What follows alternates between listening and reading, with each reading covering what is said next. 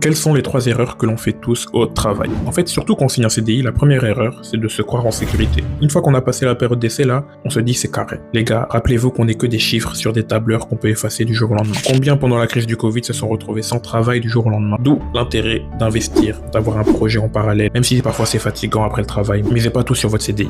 Deuxième erreur, trop s'investir. La nouvelle génération l'a compris parce que vas-y, eux, c'est des malades, ils s'en fichent de tout, mais en réalité, ils ont pas tort. En vrai, on s'investit beaucoup trop dans nos travails. Combien de gens partent en burn-out parce qu'ils se donnent à 150% en pensant que leurs efforts vont être reconnus et qu'ils vont avoir des promotions, etc. Sauf qu'on n'est pas dans ce monde-là. C'est pas la méritocratie ici, les gars, je vous jure. Déjà, vous rentrez chez vous, vous pensez encore au travail, c'est qu'il y a un problème. Et dites-vous juste que le jour où vous allez mourir, en 2 jours, ils vont oublier tout ce que vous avez fait pour eux et ils vous auront remplacé bien vite. Et enfin, la troisième erreur, prendre des crédits inutiles. En gros, vous voulez acheter directement votre maison, votre voiture, etc. Le problème avec ça, c'est que vous tombez dans le piège du capitalisme.